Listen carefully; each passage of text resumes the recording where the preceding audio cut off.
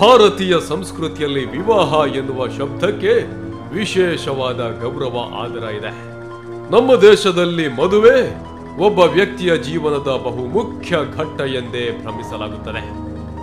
ಗಂಡನ ಮನೆಗೆ ಹೋಗುವ ಹೆಣ್ಣು ಅಲ್ಲಿ ಎಂತಹುದೇ ಪರಿಸ್ಥಿತಿ ಇರಲಿ ಅದಕ್ಕೆ ಹೊಂದಿಕೊಂಡು ಜೀವನ ನಡೆಸಬೇಕು ಎನ್ನುವ ಸಂದೇಶ ತವರು ಮನೆಯಿಂದ ಹೋಗಿರ್ತದೆ. ಆರಂಭದಲ್ಲಿ ಗಂಡ ಅತ್ತೆ ಮಾವ ಎಂದು ಸಂಭ್ರಮಿಸುತ್ತಿದ್ದ ಸುಮಿತ್ರಾಳಿಗೆ ನಂತರ ಏನಾಯ್ತು? ಇವಳು ಹೇಳ್ತಿರ್ಲಿಲ್ಲ. ಇವಳು ಹೇಳ್ತಾಳೆ, ನನ್ನಲ್ಲಿ ಕೆಲಸ ಎಲ್ಲ ಹೇಳ್ತಾಳೆ, ಮತ್ತೆ ನನ್ನನ್ನು ಮಾತಾಡಬೇಡ ಅಂತ ಬಾಯಿ ಮುಚ್ಚಿ ಬಿಡ್ತಾರೆ. ನಿನ್ಗೇನು ಮಾಡಿದ್ದೆ, ನನಗೆ ಅಲ್ಲಿ ಟಾರ್ಚರ್ ಕೊಟ್ಟರೆ ಹೇಳ್ಬೇಡ, ಏನು ಕೇಳಬೇಡ ಅಂತ ಹೇಳ್ತಾ ಇದ್ಲು. ಏನು ಕೇಳಬೇಡ, ಆಗಿರಲಿ ನಾನು ಸುಧಾರಿಸ್ತೇನೆ ಅಂತೇಳಿ. ಇಷ್ಟು ದೊಡ್ಡ ಹೀಗೆ ಆಗುವಾಗ ನಮಗೆ ಎಲ್ಲಿಲ್ಲ. ಮತ್ತೆ ಸಣ್ಣ ಪುಟ್ಟ ಇದಾಗ್ತಾ ಇತ್ತು, ಕೆಲಸ ಎಲ್ಲ ಆಗ್ತದೆ. ನಾವು ಎಲ್ಲ ಸೇರಿ ಫ್ರೆಂಡ್ಸ್ ಸರ್ಕಲೆಲ್ಲ ನಾವು ಇವಾಗ ಮನೆಯಲ್ಲಿ ತಾಯಿ ಎಲ್ಲ ಸೇರಿ ನಾವು ಇದು ಮಾಡ್ತಿದ್ದೆವು. ನೀನು ಅಲ್ಲಿ ಇರಬೇಕಾದವಳಲ್ಲ, ಸ್ವಲ್ಪ ಸುಧಾರಿಸ್ತಾ ಹೋಗಬೇಕು, ಏನಾಗೋದಿಲ್ಲ, ಮುಂಚೆ ಒಂದು ಮಕ್ಕಳಾಗ ಮತ್ತೆ ಕ್ಲಿಯರ್ ಆಗ್ತದೆ ನಾನೇ ಹೇಳಿದ್ದೇನೆ ಅವಳಿಗೆ. ಮತ್ತೆ ಕ್ಲಿಯರ್ ಆಗ್ತದೆ, ಅವ್ರಿಗೆ ಒಳ್ಳೆ ಅಭಿಪ್ರಾಯ ಆಗ್ತದೆ ಅಂತ ನಾನೇ ಹೇಳಿದ್ದೇನೆ. ಇದಕ್ಕೆ ಎಲ್ಲರಿಗಿಂತ ಮೊದಲೇ ಚೂಟು ಬಿಟ್ಟರು ಇವು. ಸುಮಿತ್ರಾಳ ಅಣ್ಣ ಮೋಹನ್ಗೆ 20 ದಿನಗಳ ಹಿಂದಷ್ಟೇ ಮದುವೆಯಾಗಿದೆ. ಡಿಸೆಂಬರ್ 9ರಂದು ಮೋಹನ್ ದಂಪತಿಗಳು ಮಧುಚಂದ್ರಕ್ಕೆಂದು ಹೊರಡುವವರಿದ್ರು. ಆವತ್ತು ಬೆಳಿಗ್ಗೆ ಏನಾಯ್ತು ಎಂದು ಸುಮಿತ್ರಾಳ ಮೈದುನ ಮಾತಾಡ್ತಾರೆ, ಕೇಳಿ. ಆದಿತ್ಯವರ ದಿವಸ ಇವರ ಅಣ್ಣನಿಗೆ ಮದುವೆಯಾಗಿ ಒಂದು ಹನಿಮೂನಿಗೆಲ್ಲಿ ಹೊರಟ್ರಂತೆ. ಆ ದಿವಸ ಇವರನ್ನು ಕರೆದ್ರು. ಆಗ ನನ್ನ ಅಣ್ಣ ಹೇಳಿದ, ನನಗೆ ಈಗ ಬರಲಿಕ್ಕೆ ಆಗೋದಿಲ್ಲ, ನನಗೆ ಕೆಲಸಕ್ಕೆ ಸೇರಿದಷ್ಟೇ, ಅವನು ಒಂದು ಹೋಟೆಲಿಗೆ ಕೆಲಸಕ್ಕೆ ಸೇರಿದಷ್ಟೇ, ನಾವು ನಂತರ ಹೋಗುವ ಅಂತೇಳಿ. ಅದೇ ಸ್ವಲ್ಪ ಬೇಸರಲ್ಲಿ ಕೂತ್ಕೊಂಡಿದ್ರು. ರಾತ್ರಿ ಸರಿಯಾಗಿ ನಾವೆಲ್ಲ ಒಟ್ಟಿಗೆ ಊಟ ಮಾಡಿ ಮಾತಾಡಿ ಅವರು ಮಲಗಿದರು.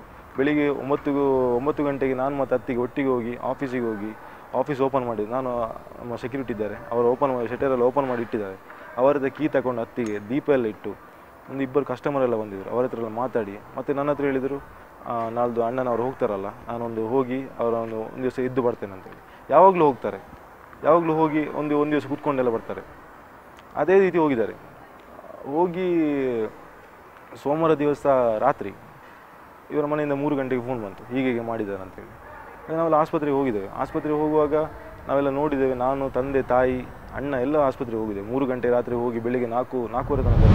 ಸುಮಿತ್ರಾ ತಾನು ಆಸ್ಪತ್ರೆಯ ಮಂಚದಲ್ಲಿ ಮಲಗಿದ್ದಾಗ ಪೊಲೀಸರಿಗೆ ನೀಡಿದ ಹೇಳಿಕೆಯಲ್ಲಿ ತನ್ನ ಮಾವ ಸುಧಾಕರ, ಅತ್ತೆ ಲೀಲಾವತಿ, ಗಂಡ ಸುನೀಲ ಹಾಗೂ ನಾದಿನಿ ದಿವ್ಯಾ ವರದಕ್ಷಿಣೆಗಾಗಿ ಪೀಡಿಸುತ್ತಿದ್ದರು ಎಂದು ಹೇಳಿದ್ದಾಳೆ. ಆದರೆ ಆಕೆ ಹಾಗೆ ಹೇಳಲು ಚಾನ್ಸೇ ಇಲ್ಲ ಎನ್ನುವುದು ಸುನೀಲ್ನ ಮನೆಯವರ ವಾದ.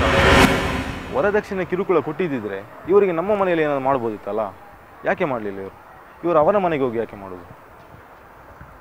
ನಿಜವಾಗಿ ಕೂಡ ಅಂಥ ಇನ್ಸಿಡೆಂಟ್ ಆಗಬೇಕಾದ್ರೆ ನಮ್ಮ ಮನೆಯಲ್ಲಿ ಆಗಬೇಕಿತ್ತಲ್ಲ. ನಾವು ವರದಕ್ಷಿಣೆ ಕೇಳಿದ್ದೇವೆ, ಅವರಿಗೆ ನಮ್ಮ ಮೇಲೆ ಕೇಸ್ ಕೊಡಬೇಕು, ನಮ್ಮನ್ನು ಜೈಲಿಗೆ ಹೋಗಬೇಕು, ಆ ರೀತಿ ಮಾಡಬೇಕಾದ್ರೆ ನಮ್ಮ ಮೇಲೆ ಕೂಡ ಮಾಡ್ಬೋದಿತ್ತಲ್ಲ. ಇವರು ಎಲ್ಲರೂ ಸೇರಿ, ಇವರ ಅಣ್ಣಂದಿರೆಲ್ಲ ಸೇರಿ ಇದ್ದ ಮನೆಯವರ ಮೇಲೆ ಎಲ್ಲ ಕಂಪ್ಲೇಂಟ್ ಕೊಡ್ತಾರೆ. ನನ್ನನ್ನು ಬಂದುಬಿಟ್ಟಿದ್ದಾರೆ. ಅದು ಕೂಡ ಯಾಕಂತ ಕೇಳ್ಬೋದಲ್ಲ ನಿಮಗೆ, ಕೇಳಿ ಅವ್ರ ಹತ್ರ, ನನ್ನನ್ನು ಯಾಕೆ ಬಿಟ್ಟದಂತೇಳಿ. ಈಗ ಆ ಮನೆಯವರಲ್ಲ, ನಾನು ಕೂಡ ನನ್ನ ಮೇಲೆ ಕೂಡ ಕೊಡಲಿ ಇವರು ಕಂಪ್ಲೇಂಟ್. ನನ್ನನ್ನು ಬಿಟ್ಟಿದ್ದಾರೆ. ಯಾರಿಲ್ಲ, ತಂದೆ ಮೇಲೆ ಕೊಟ್ಟಿದ್ದಾರೆ, ತಾಯಿ ಮೇಲೆ ಕೊಟ್ಟಿದ್ದಾರೆ, ಅವರ ಗಂಡನ ಮೇಲೆ. ನನ್ನ ಅಕ್ಕ ಇದ್ದಾರೆ, ಅಕ್ಕ ಬರುದೇ ಮನೆಗೆ ಅವರು ಮದುವೆಯಾಗಿ ಹೋಗಿದ್ದಾರೆ. ಅವರಿಗೆ ಒಂದೂವರೆ ವರ್ಷ ಮಗು ಉಂಟು. ಬರುದೇ ಒಂದು 15 ದಿವಸ 10 ದಿವಸಕ್ಕೊಂದು ಬರುವುದು. ಅವಳಿಗೆ ವಿಷಯ ಗೊತ್ತಿಲ್ಲ, ಅವಳ ಮೇಲೆ ಕೊಟ್ಟಿದ್ದಾರೆ ಕಂಪ್ಲೇಂಟ್. ಆ ರೀತಿ ಏನು ಇನ್ಸಿಡೆಂಟ್ ಆಗಲೇ ಇಲ್ಲ. ನೀವು ಬೇಕಾದ್ರೆ ನಮ್ಮ ನೆರೆ ಮನೆಯವರು ಇದ್ದಾರೆ, ಪ್ರತಿಯೊಂದು ಮನೆ ಹತ್ತಿರ ಉಂಟು ನಮ್ಮದು. ಒಂದು ದಿವಸ ಆದರೆ ಕೂಡ ಅವನು ಆ ರೀತಿ ಮಾಡಿದ ಅಂತ ಹೇಳಿ ಅವರು. ಅಷ್ಟಕ್ಕೂ ಸುಮಿತ್ರಾ ಮದುವೆಯಾದ ನಂತರ ಟೈಲರಿಂಗ್ ಕೆಲಸ ಮಾಡುತ್ತಿತ್ತು. ಅವಳ ಅಣ್ಣ ಆಕೆಗೆ ಹೊಲಿಗೆ ಯಂತ್ರವನ್ನು ತೆಗೆಸಿಕೊಟ್ಟಿದ್ದ. ತನ್ನ ಮೈದುನನ ಆಫೀಸ್ನ ಒಂದು ಪಾರ್ಶ್ವದಲ್ಲಿ ಅವಳು ಹೊಲಿಗೆ ಕೆಲಸವನ್ನು ಮಾಡುತ್ತಿದ್ದಳು.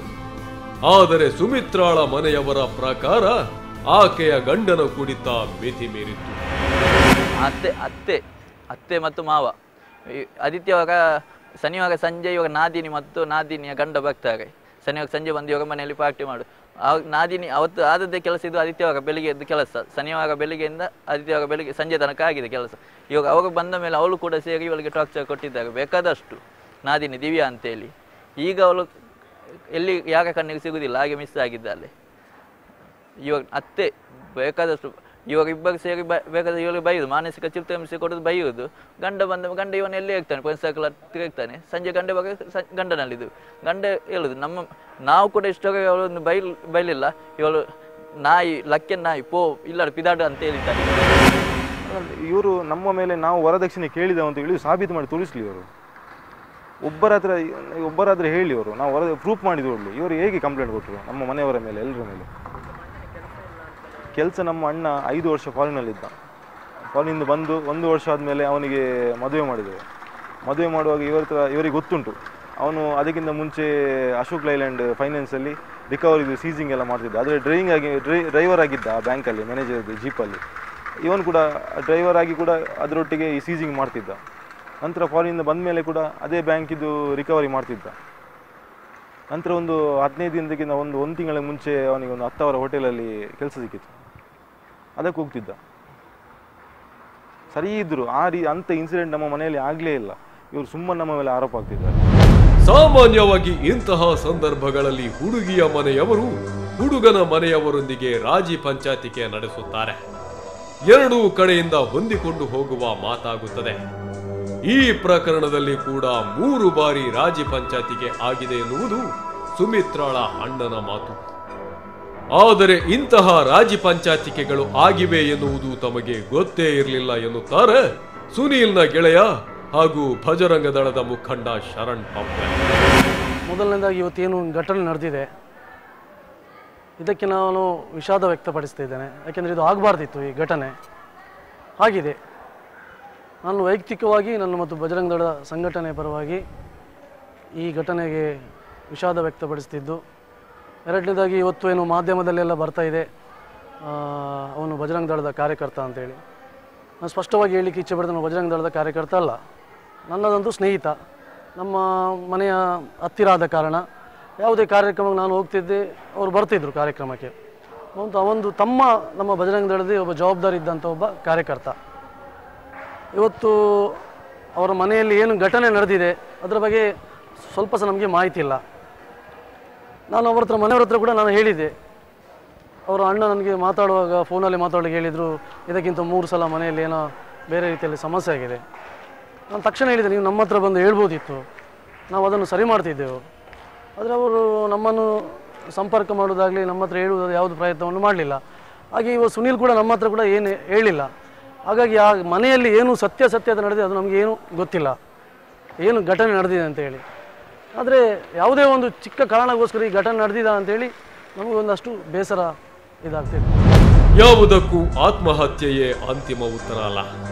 ಒಂದು ವೇಳೆ ಗಂಡನ ಮನೆಯಲ್ಲಿ ಕಿರುಕುಳ ಇದ್ದಿದ್ರೆ ಸುಮಿತ್ರ ಆ ಮನೆಯನ್ನು ಬಿಟ್ಟು ಬರಬಹುದಿತ್ತು. ಹೇಗೂ ವಿದ್ಯಾಭ್ಯಾಸ ಚೆನ್ನಾಗಿತ್ತು, ಸ್ವಾವಲಂಬಿಯಾಗಿ ಬದುಕುವುದು ಕಷ್ಟವೇನಿರಲಿಲ್ಲ. ಆದರೆ ಮದುವೆಯಾಗಿ 6 ತಿಂಗಳ ಒಳಗೆ ಗಂಡನ ಮನೆ ಬಿಟ್ಟು ಬಂದಳು ಎನ್ನುವ ಅಪವಾದ ಆಕೆಗೆ ಬೇಡ ಅನಿಸ್ತೋ ಏನು? ಅಲ್ಲ, ನನ್ನ ಪ್ರಕಾರ ಅದಕ್ಕೆ ಮತ್ತು ಡೌರಿ ಅರೇಂಜ್ಮೆಂಟ್ ಮತ್ತು ಇದಕ್ಕೆ ಸಂಬಂಧ ಇಲ್ಲ ಅಂತ ನನಗೆ ಗೊತ್ತಿದ್ದ ಯಾವುದೇ ಒಂದು ಸಣ್ಣ ಕಾರಣಕ್ಕೋಸ್ಕರ ಈ ಘಟನೆ ನಡೆದಿದೆ ಮತ್ತು ನನಗೆ ಗೊತ್ತಿಲ್ಲ, ಸತ್ಯತೆ ಏನು ಅಂತ ಗೊತ್ತಿಲ್ಲ. ಎರಡನೇದೇನಾದರೂ ಅವನು ತಪ್ಪು ಮಾಡಿದರೆ ಖಂಡಿತವಾಗ್ಲೂ ಅವನು ಶಿಕ್ಷೆ ಆಗಲೇಬೇಕು. ಅದು ಯಾರೇ ಆಗಿರ್ಬೋದು, ನನ್ನ ಭಜರಂಗ ದಳದ ಕಾರ್ಯಕರ್ತ ಆಗಿರ್ಬೋದು, ನಮ್ಮ ಸ್ನೇಹಿತ ಇರ್ಬೋದು, ಯಾರೇ ಇರ್ಬೋದು. ಒಂದು ಹುಡುಗಿಗೆ ಡೌರಿ ಅರೇಂಜ್ಮೆಂಟಲ್ಲಿ ಈ ರೀತಿಯಾಗಿ ಅವಳಿಗೆ ಅನ್ಯಾಯ ಆಗಿದೆ, ಅದಕ್ಕೋಸ್ಕರನೇ ಅವಳು ಆತ್ಮಹತ್ಯೆ ಮಾಡಿದಂತಾಗಿದ್ದರೆ ಖಂಡಿತವಾಗ್ಲೂ ಅವನಿಗೆ ಶಿಕ್ಷೆ ಆಗಬೇಕು. ಮತ್ತು ನಾವು ಸಂಪೂರ್ಣವಾಗಿ ಆ ಹುಡುಗಿಯ ಪರವಾಗಿದ್ದೇವೆ, ಯಾವುದೇ ಕಾರಣಕ್ಕೂ ಕೂಡ ಇವನ ಪರವಾಗಿ ನಾವು ಇಲ್ಲ. ಅಷ್ಟಕ್ಕೂ ಸುನೀಲ್ ಕುಮಾರ್ ಭಜರಂಗ ದಳದ ಮುಖಂಡನ. ಸುಮಿತ್ರಾಳ ಮನೆಯವರಿಗೆ ಭಜರಂಗ ದಳದ ಹೆಸರಲ್ಲಿ ಜೀವ ಬೆದರಿಕೆ ಬಂದಿತ್ತ? ಈ ಬಗ್ಗೆ ತಿಳಿಯೋಣ FIR ನಲ್ಲಿ 2ನೇ ಬ್ರೇಕ್ನ ಬಳಿಕ.